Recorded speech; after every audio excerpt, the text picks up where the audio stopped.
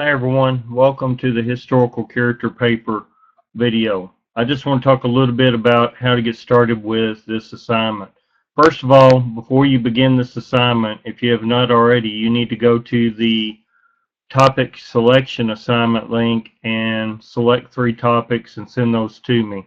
There's more instructions in that assignment link, so I'm not going to go over that, but you need to do that before you start on your project so that you can get your topic approved.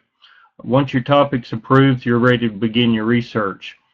One of the things that you need to focus on anytime you do historical research is coming up with a question. The good news for you is I've already created a question for you for this assignment. And so what is the question that you need to answer? The question is, how did my topic impact Texas history, both short-term and long term? So that's the question that you're going to answer. You're going to do some research to find that out. Now, in doing that, you need to find at least one primary source.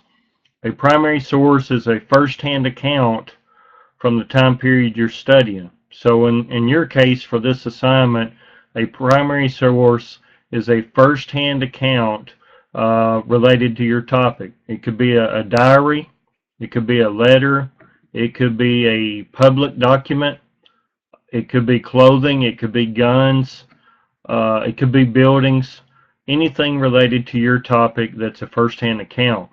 And so you need to research that primary source.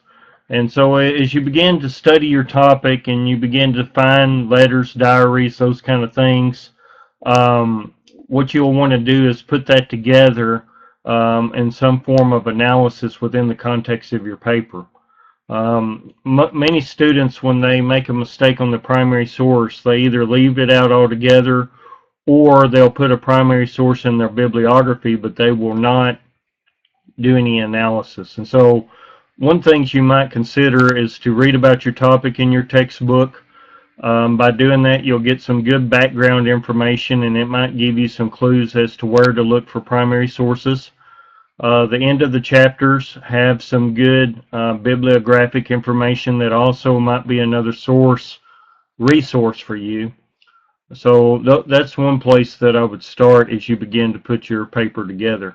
Of course, you can look online and do some background reading about your source to kind of get further ideas, what other people have had to say. That should be very helpful.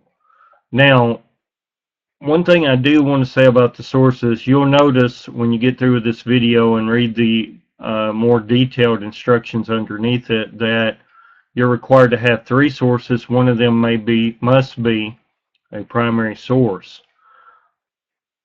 Do not use Wikipedia as a source. You can use it to find other sources, but it is not a scholarly source, so don't use it or any of its family as a source in your paper.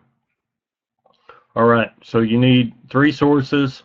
You need, that needs to be on a separate bibliography page. There is a screencast in the help module, so you'll want to look at that. It's titled Footnotes and Bibliography. It will show you how to do the bibliography and the footnotes. Speaking of footnotes, you are required to have footnotes. In all citation, footnotes and the bibliography is required to be completed through Chicago style. Again, if you'll look at that screencast on footnotes and bibliography, it'll tell you how to do Chicago style.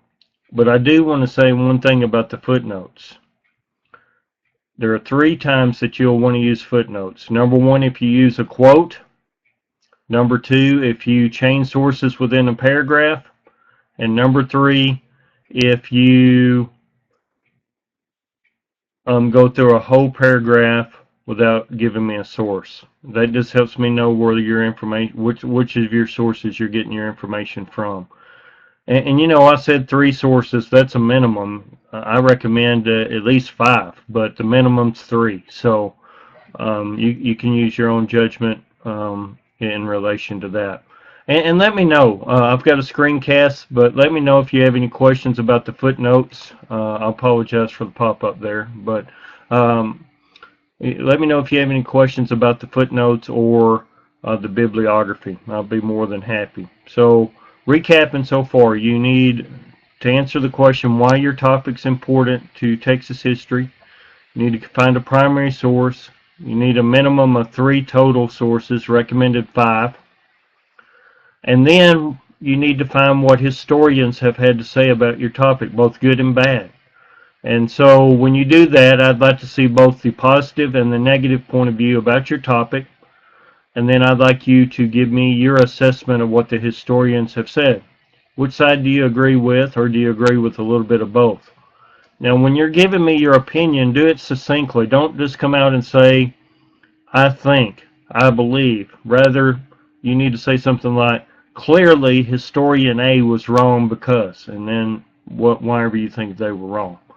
And as you begin to make those assertions, give me some evidence. You can think somebody's wrong or whatnot, and give me a reason, but give me more detailed reasoning why they may or may not be correct. You know, you might want to provide statistics, quotes. Speaking of quotes, quotes are good for defending your argument. They're good for substantiating points, clarifying points that may be a little bit vague. Quotes are not to be used to fill in the gap. They're not to be used for space fillers. So keep that in mind. So that's an overview of what I'm looking for in your paper. Obviously, before I close out the video, I do want to say one thing about your thesis. I haven't mentioned that before, but that is the main idea of your paper. So your thesis should answer your question of why your topic's important to Texas history. So keep that in mind. Lastly, after you close out this video, be sure and look at the instructions below the video. It's very important that you look at those. There are some things that if you don't do them correctly, you could lose additional points off of your essay for that. One of those being not having your paper double spaced. There are others, but that's one of the things. So make sure you look at those instructions very carefully. And as I said earlier in the video, please let me know if you have any questions. Let me know you saw the video, and have a great day.